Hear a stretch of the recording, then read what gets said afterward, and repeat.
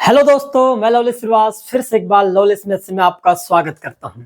दोस्तों, आज हम देखने वाले हैं मंडी निरीक्षक, सीजी टेट और जितने भी आगामी एग्जाम होने वाले हैं उन एग्जामों के लिए स्पेशल जितने भी क्लास होने वाले हैं उन सभी क्लास को हम बारीकी से देखेंगे। तो आज का हमारा क्लास रहेगा सर्कल। ठीक है, सर्कल के जितने भी डेफिनेशन हैं उन सभी डेफिनेशन को हम बारीकी से देखने वाले हैं। क्लियर है? इसके अतिरिक्त अमीन पटवारी 2025 में जो इसका एग्जाम हुआ उस एग्जाम में हमारे क्लास से बहुत सारे सवाल ऐसे रहे जो हुबहू मैच किए, ऑप्शन सहित हमारे जो सवाल हैं वहां पर देखने को मिला है। क्लियर है? तो इसी कड़ी को हम आगे कंटिन्यू करेंगे, चाहे आपके मंडी उप निरीक्षक हो या सीजी टेट हो या टीचर भर्ती ही क्यों ना हो, उन सभी के लिए हम जितने भी क्लास है आपको सेम टू सेम व्यापम के पैटर्न पर जैसा सवाल पूछा जा रहा है हम बिल्कुल वैसे ही सवाल क्या करेंगे देखने वाले हैं। क्लियर है? तो आज का हमारा टॉपिक है भाई सर्कल। वृत्त क्या होता है? एक्चुअल में दोस्तों वृत्त जो होता है दो चीज हमको देखने को मिलता है, एक तो वृत्त होता है और एक होता है गोला। वृत्त और गोला में बहुत अंतर है। देखने में यदि हम इसके केवल आउटर पार्ट को देखें तो आप गोला को वृत्त मान सकते हो। क्लियर है भाई? लेकिन गोला जो होता है वो 3D होता है और जो आपके पास वृत्त होता है ये 2D होता है। क्लियर है? इतना आपको ध्यान देना है। जैसे मैं बात करूं सिंपल, जैसे आपके पास बैंगल होता है, चूड़ी होता है ना, वो हमारे लिए क्या है भाई? वो वृत्त है हमारे लिए। क्लियर है? लेकिन वहीं पर मैं गेंद या फुटबॉल की बात करूं तो वो क्या होता है हमारे लिए? गोला होता है, जिसको हम 3D के श्रेणी में रखते हैं। क्लियर है? तो आज हम देखने वाले हैं सर्कल। तो सर्कल के कुछ बेहतरीन डेफिनेशन है, उन सभी डेफिनेशन को हम एक एक करके क्या करने वाले देखने वाले हैं। ठीक है, ध्यान समझना क्या क्या हो सकता है भाई। हमारे पास एक सर्कल है, ध्यान समझना। ठीक है, अब यहां पर दिया गया है सबसे पहले सर्कल के इंपॉर्टेंट पॉइंट में हम देखेंगे कि केंद्र क्या होता है, सेंटर क्या होता है। उसके बाद हम जितने भी इसके कॉन्सेप्ट हो सकते हैं जहां से व्यापम सवाल बना सकता है उन सभी को हम देखेंगे। तो सबसे पहले सेंटर क्या होता है, केंद्र क्या होता है। तो यहां पर बोला गया है वृत्त का केंद्र उस वृत्त का मध्य बिंदु होता है। जो भी वृत्त का केंद्र होगा वो वृत्त का क्या होगा, जो सेंटर वाला पॉइंट होगा इसको हम क्या बोलेंगे, वृत्त का केंद्र बोलते हैं।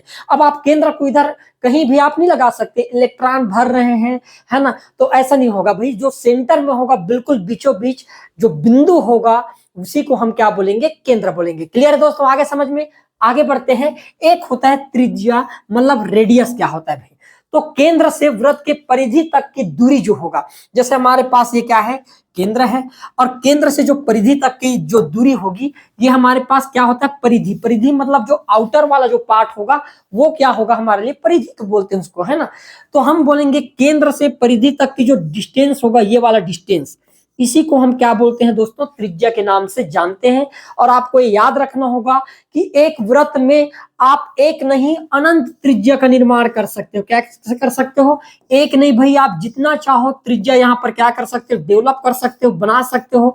जैसे आपके पास साइकिल पहले जो स्पोक वाला रिंग आता था, है ना, पहिया आता था, तो उसके प्रत्येक स्पोक था वो हमारे लिए त्रिज्या का काम कर रहा था। क्लियर है? तो हम बोल सकते हैं किसी वृत्त में अनंत त्रिज्या हो सकता है।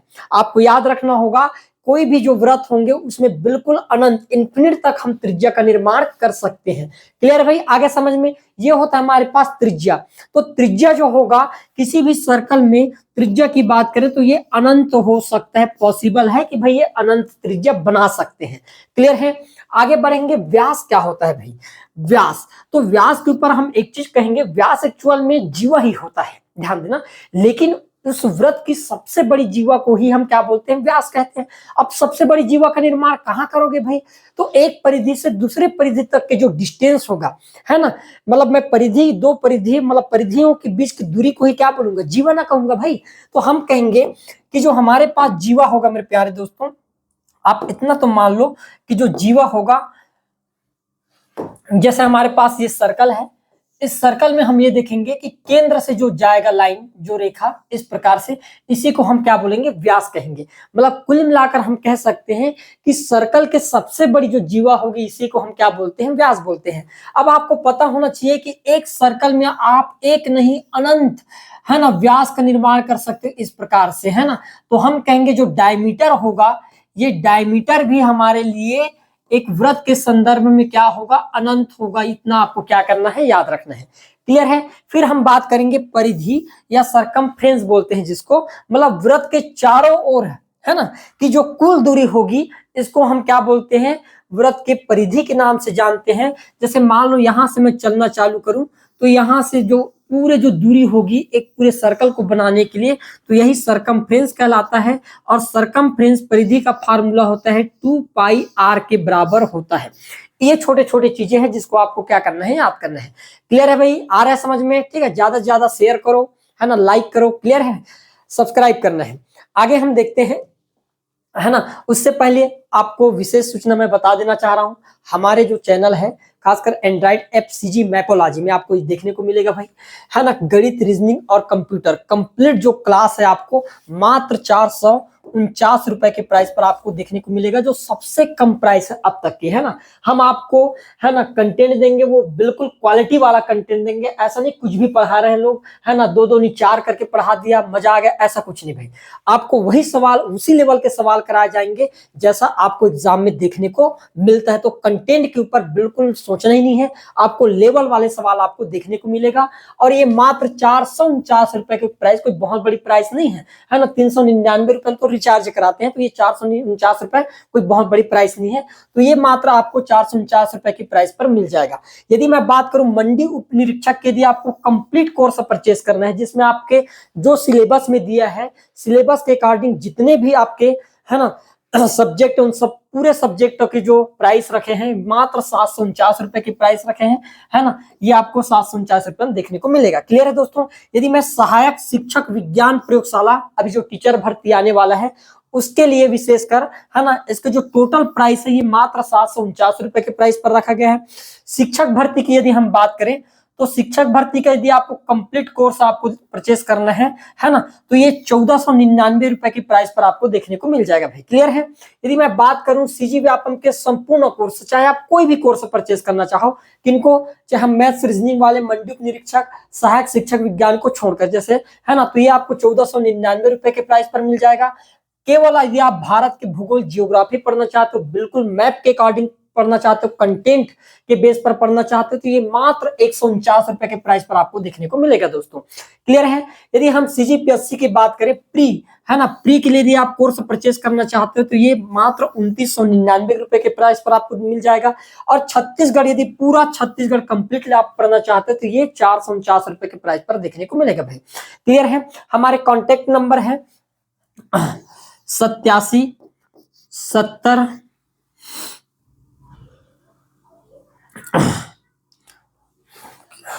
है ना, ये लिख लेता हूं, एंड्रॉइड ऐप लिख दे रहा हूं, है ना।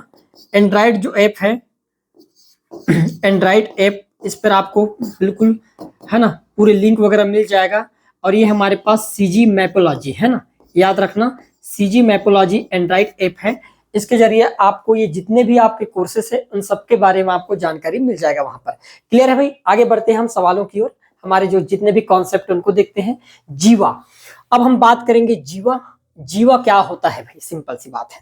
तो जैसे कि मैंने बताया था कि किसी भी वृत्त की सबसे बड़ी जीवा को हम क्या बोलते हैं? व्यास के नाम से जानते हैं। अब यदि मैं केवल जीवा की बात करूं तो यहाँ पर स्पष्ट दिया गया है कि वृत्त की जीवा कोई भी रेखाखंड होती है, एनी, है ना, कोई भी रेखाखंड हो सकती है जो वृत्त की परिधि पर स्थित 2 अलग अलग बिंदु पर वृत्त को मिलती है, बोला गया है। मतलब कहने का मतलब यह है मेरे प्यारे दोस्तों, जैसे मेरे पास ये सर्कल है, ठीक है, और इस सर्कल में हम ये देखेंगे कि भाई ये आपके पास जीवा का या परिधि का कोई 2 बिंदु, कोई भी मैं कॉमन बिंदु ले लेता हूँ, एक ये वाला बिंदु ले लेता हूँ और ये वाला एक बिंदु ले लेता हूँ। अब इन दोनों बिंदुओं को मिलाने वाली जो लाइन होगा इसी को हम क्या बोलेंगे? जीवा के नाम से जानते हैं। तो आपको एक चीज याद रखना होगा कि एक जीवा जो होगा, है ना, यहाँ पर एक जीवा जो है ये 2 प्रकार के वृत्तों का निर्माण करते हैं। बड़े साइड के वृत्त को बोला जाता है आपके पास दीर्घ वृत्तखंड बोला जाता है, इसको क्या बोलेंगे? दीर्घ वृत्तखंड बोला जाता है। और छोटे वाले साइड को बोला जाता है लघु वृत्तखंड के नाम से जानते हैं, क्योंकि ये टुकड़ा हो गया ना भाई, लघु वृत्तखंड के नाम से हम क्या करेंगे? इसको जानेंगे। ये छोटे छोटे बातें आपको क्या करना है? याद रखना है। क्लियर है? तो हम देखेंगे कि एक वृत्त में अनंत जीवा समाहित हो सकता है। यदि मैं बहुत सारे प्रत्येक 2 पॉइंट को इस प्रकार से मिलाना चाहूं तो एक वृत्त में हम देखेंगे कि अनंत जीवा का निर्माण हम क्या कर सकते हैं? बना सकते हैं। तो जीवा जो होगा आपके लिए वृत्त में, ये भी हमारे पास क्या हो सकता है? अनंत हो सकता है, इन्फिनिट हो सकता है।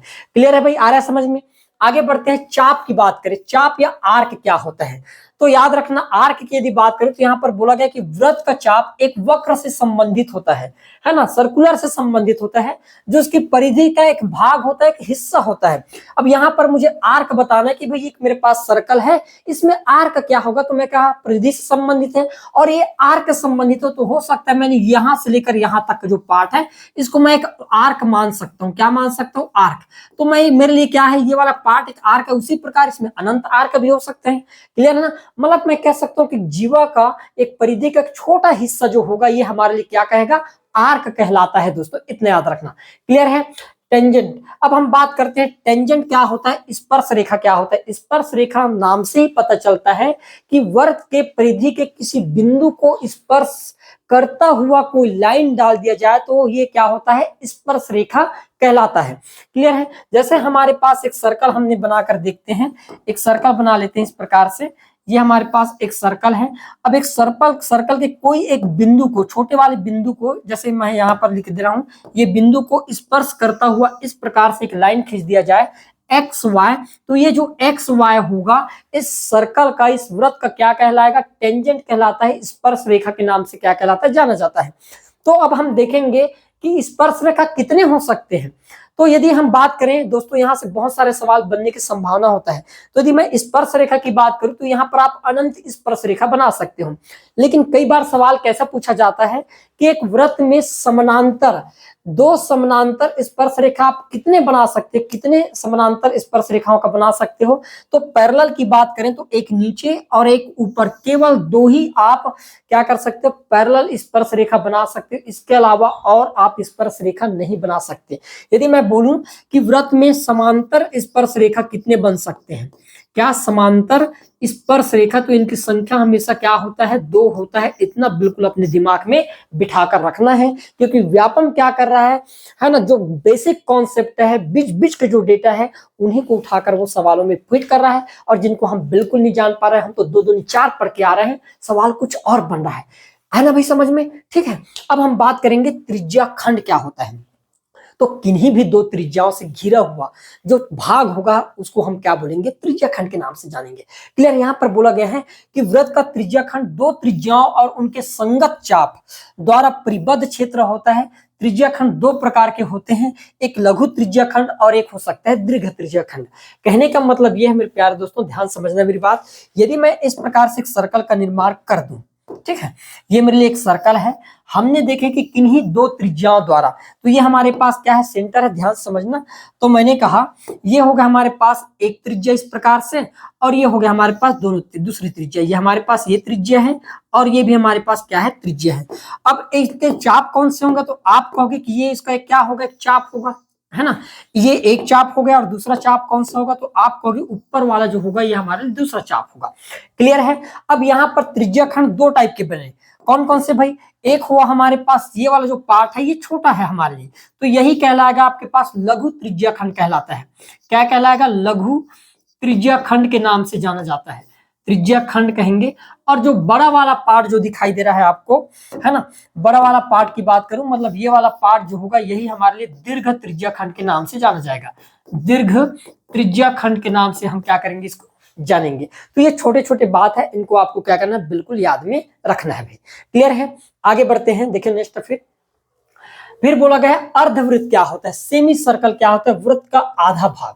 अब अर्धवृत्त मतलब क्या होगा भाई, जैसे हमारे पास ये पूरा व्रत है, तो पूरा व्रत है, तो पूरा व्रत है, तो इसका आधा व्रत ही क्या कहलाएगा, अर्धव्रत। मतलब मान लो मैंने कहा ये जो आधा पार्ट होगा, क्योंकि ये सेंटर होगा, हम कहेंगे कि यदि मान लो इसमें व्यास डाल दिया जाए तो ऊपर वाला आधा होगा और नीचे वाला आधा होगा।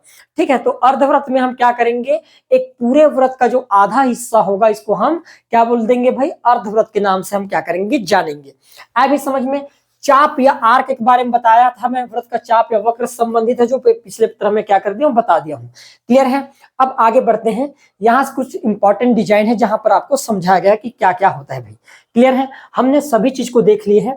अब ध्यान देना, यहाँ पर एक बार और हम इसके बारे में क्या करते हैं, बात कर लेते हैं। अब ये होता है आपके पास क्या, सबसे पहले हम बात करेंगे त्रिज्या। तो ये हो गया आपके पास सेंटर, व्रत का जो बीचों बीच वाला भाग होगा या व्रत का बिल्कुल बीच वाला हिस्सा होगा, ये कहलाता है वृत्त का क्या केंद्र कहलाता है। त्रिज्या की बात करें तो केंद्र से परिधि तक की दूरी क्या कहलाता है, ये हमारे लिए त्रिज्या का काम करता है। क्लियर है। यदि मैं व्यास की बात करूं, है ना, तो व्यास उस लाइन को बोला जाता है या उस जीवा को बोला जाता है जो बिल्कुल, है ना, वृत्त के केंद्र से गुजरता है ना, वृत्त के केंद्र से गुजरने वाली जीवा को ही हम क्या बोलते हैं, व्यास बोलते हैं। और आपको याद होना चाहिए कि व्यास बराबर क्या होता है भाई, तो व्यास बराबर, है ना, दुगुना होता है किसका, त्रिज्या का, है ना, त्रिज्या का ट्वाइस होता है क्या आपके लिए, व्यास, है ना, क्योंकि इधर भी आपके पास त्रिज्या और इधर भी आपके लिए क्या होता है, त्रिज्या होता है। क्लियर दोस्तों। यदि हम बात करें जीवा की, तो जीवा क्या होता है, वृत्त के परिधि के किन्हीं भी दो बिंदुओं को मिलाने वाली जो रेखा होता है इस प्रकार से, इसको हम क्या बोलेंगे भाई, कॉर्ड कहेंगे। तो इसके हिसाब से दो प्रकार के बन जाएंगे आपके पास, ये आपके पास लघु पर बना है और ये इधर वाला बड़ा वाला। टेंजेंट क्या होता है, हमने देखे तो वृत्त के किसी परिधि के कोई एक बिंदु को टच करता हुआ लाइन हो जाता है, ये स्पर्श रेखा कहलाता है। क्लियर है। यहाँ पर बोला गया है स्कैंड बोला गया है, मतलब क्या होगा, वृत्त को बिल्कुल दो पार्टों में मतलब छेदते हुए जो लाइन होगा इसको प्रतिच्छेदी रेखा के नाम से हम क्या करेंगे, जानेंगे। और सेक्टर क्या होता है, दो त्रिज्याओं द्वारा घिरा हुआ जो एरिया होता है इसको हम त्रिज्या कहते हैं। और आर्क यहाँ पर बताया गया है कि वो आर्क जो होता है परिधि का एक छोटा हिस्सा जो वक्राकार हो, इसको हम क्या बोल सकते हैं, आर्क बोल सकते हैं। आए भी समझ में। ये आपके पास पूरा डेफिनेशन था। अब हम बात करेंगे वृत्त के कुछ प्रकार होते हैं, तो वृत्त के कौन कौन से प्रकार हैं और यहां से सवाल बनेंगे भी, तो कैसे आपके लिए सवाल डिजाइन करेंगे वो लोग, ठीक है। तो संकेंद्रीय वृत्त के बारे में पढ़ेंगे। संकेंद्रीय वृत्त मतलब क्या होता है, ऐसे दो या दो से अधिक वृत्त। केवल एक वृत्त के केस में संकेंद्रीय वृत्त का कॉन्सेप्ट लागू नहीं होता, कम से कम दो तो होने चाहिए, और दो के अतिरिक्त आप अनंत भी कर सकते हो तो भी संकेंद्रीय वृत्त का कॉन्सेप्ट काम करेगा। मतलब मैं ये कहना चाहता हूं, संकेंद्रीय वृत्त उस वृत्त को हम कहेंगे जिसमें दो या दो से अधिक वृत्त हो लेकिन उनके सेंटर एक ही हो। कहने का मतलब ये है, जैसे मेरे पास ये एक वृत्त हो गया, ये दूसरा वृत्त हो गया, ये मेरे पास तीसरा वृत्त हो गया भाई, ये मेरे पास चौथा वृत्त, और ये मेरे पास क्या हो गया, पांचवा वृत्त। लेकिन पांचों वृत्त का केंद्र केवल ओ है ना। तो मैंने देखा इन पांचों वृत्तों का केंद्र एक ही है, ओ वाला पॉइंट, है ना। तो ये कहलाएगा हमारे लिए संकेंद्रीय वृत्त। कहने का मतलब है बहुत सारे वृत्तों का जब एक ही केंद्र हो तो उसको बोला जाता है संकेंद्रीय वृत्त के नाम से जाना जाता है दोस्तों। क्लियर है। यहाँ पर बोला गया है एक के अंदर एक कई वृत्त है, ये सभी वृत्त अलग अलग आकार के हैं और इनकी त्रिज्याएं भी अलग अलग है, लेकिन इनका केंद्र कैसा है, बिल्कुल एक ही है। तो ऐसे वृत्तों को ही बोला जाता है क्या, संकेंद्रीय वृत्त के नाम से जाना जाता है। फिर हम बात करेंगे ऑर्थोगोनल सर्कल क्या होता है। मेरे प्यारे दोस्तों, ऑर्थोगोनल सर्कल मतलब क्या होते हैं, दो ऐसे सर्कल, है ना, दो सर्कल जिनके केंद्रों के बीच, मतलब कुल मिलाकर केंद्र और परिधि के बीच, है ना, कितने डिग्री का कोण बनने चाहिए, 90 डिग्री का कोण बने, तब हम उसको ऑर्थोगोनल क्या बोलेंगे, है ना, सर्कल या वृत्त के नाम से जानते हैं। जैसे मैंने यहाँ पर बताना चाहा कि भाई मैंने दो सर्कल बना लिया, ये एक सर्कल और ये बना लिया मैंने दूसरा सर्कल। ध्यान समझना मेरी बात को। अब मैं चाहता हूं कि इनके परिधि के बीच, यही बात है ना भाई, परिधियों के बीच यदि मान लो तो इसका सेंटर ये है और इसका सेंटर ये है। अब मान लो मैं इन दोनों सेंटर को मिला देता हूं इस प्रकार से, इस प्रकार से इन दोनों सेंटर को मिलाया इसके परिधि तक यहाँ, और इस पर स्पर्श रेखा, बिल्कुल स्पर्श रेखा होना चाहिए, ठीक है। स्पर्श रेखा इस प्रकार से खींचे यहाँ पर हम, और यहाँ पर बने हुए कोण कितने डिग्री का होना चाहिए, 90 डिग्री का होना चाहिए। तब हम इस प्रकार के सर्कल को किस नाम से जानते हैं, ऑर्थोगोनल सर्कल के नाम से जानते हैं। यदि मान लो कॉन्सेप्ट बनाना चाहे तो बिल्कुल जायज है कि इस टाइप के कॉन्सेप्ट से सवाल बन सकते हैं और आप वहां पर फंस सकते हैं। क्लियर। तो ये जानना बहुत जरूरी है। जैसे इनके एक सेंटर है ये वाला C1, दूसरा सेंटर है C2, और इसके बिल्कुल परिधि से टच करता हुआ एक, है ना, ट्रायंगल बनाया गया है जहां पर बना हुआ कोण कितने डिग्री का है, 90 डिग्री का। तो इस प्रकार के जो सर्कल होते हैं इसको हम ऑर्थोगोनल सर्कल के नाम से क्या करते हैं, जानते हैं। क्लियर है भाई, आए समझ में। आगे बढ़ते हैं। फिर देखिएगा, फिर सर्वांगसम वृत्त क्या होता है। अब सब आप जानते हो कि सर्वांगसम से क्या होता है भाई, है ना। कंग्रुएंसी की यदि हम बात करें तो कंग्रुएंसी क्या चीज है, सर्वांगसम मतलब नाम से पता चल रहा है कि जिसके सभी अंग समान हो, एक जैसे हो, हम उन टाइप को क्या बोलेंगे, सर्वांगसम कहेंगे। मतलब मैं कहा कि यदि मान लो ये वाली वृत्त की त्रिज्या 5 सेंटीमीटर है ना, ये वाले वृत्त की भी त्रिज्या क्या है, 5 सेंटीमीटर है। मतलब दोनों जो त्रिज्या होंगे वो आकार में, त्रिज्या के आधार पर, परिधि के आधार पर, क्षेत्रफल के आधार पर सभी के हिसाब से क्या होंगे, बराबर होंगे। तो मैं कह सकता हूं कि ये आपके पास सर्कल ए और सर्कल बी दोनों आपस में क्या है, सर्वांगसम है ना। तो हम इसी चीज को बोलेंगे कि जिन वृत्तों की त्रिज्या व्यास समान हो, त्रिज्या भी समान, अब त्रिज्या समान हो तो बेसिकली व्यास क्या होंगे, ऑटोमेटिक समान, क्षेत्रफल समान होंगे, उनके परिधि के माप भी क्या होंगे, समान होंगे, सभी चीज ऑटोमेटिक क्या हो जाएगा, समान होते जाएगा। तो ऐसे ही व्रतों को हम क्या बोलेंगे, सर्वांगसम व्रत की श्रेणी में रखते हैं। क्लियर है भैया, आए समझ में। फिर प्रतिच्छेदी व्रत क्या होता है, जब दो व्रत एक दूसरे को कोई दो बिंदु पर क्या करें, इस प्रतिच्छेद करे। जैसे मैंने कहा एक मेरे पास ये वाला सर्कल और दूसरा सर्कल, तो कहीं ना कहीं ये दो बिंदु पर तो एक दूसरे को है ना इंटरसेक्ट करेंगे, ये वाले बिंदु और ये वाले बिंदु पर क्या कर दिए, इंटरसेक्ट करें। तो जब ये दोनों एक दूसरे को काटे तो इस प्रकार के व्रतों को हम क्या बोलते हैं, प्रतिच्छेदी व्रत के नाम से जानते हैं। बोला गया कि जब दो व्रत दो बिंदुओं या एक बिंदु पर मिलते हैं तो उन्हें प्रतिच्छेदी व्रत कहा जाता है। एक बिंदु कहने का मतलब क्या होगा भाई, तो हम एक बिंदु कैसे बनाएंगे, मान लो इस प्रकार से एक सर्कल है, दूसरा सर्कल में ऐसा बनाऊं कि केवल एक बिंदु पर टच करे, हो सकता है ये आउटर में इस प्रकार से टच करे या हो सकता है अंदर में ही इस प्रकार से टच करे, तो हम कहेंगे ये दोनों भी आपके लिए क्या होंगे, प्रतिच्छेदी। आउटर में टच करेगा तो भी ये क्या होगा, प्रतिच्छेदी के हिसाब से कहलाएगा, मतलब अंदर में करे या बाहर या दोनों पॉइंट को क्या करे, टच करे, कुल मिलाकर क्या कहलाएगा, ये प्रतिच्छेदी व्रत के नाम से क्या होता है, जाना जाता है। दोस्तों क्लियर है भाई, बिल्कुल समझ आ गया ना।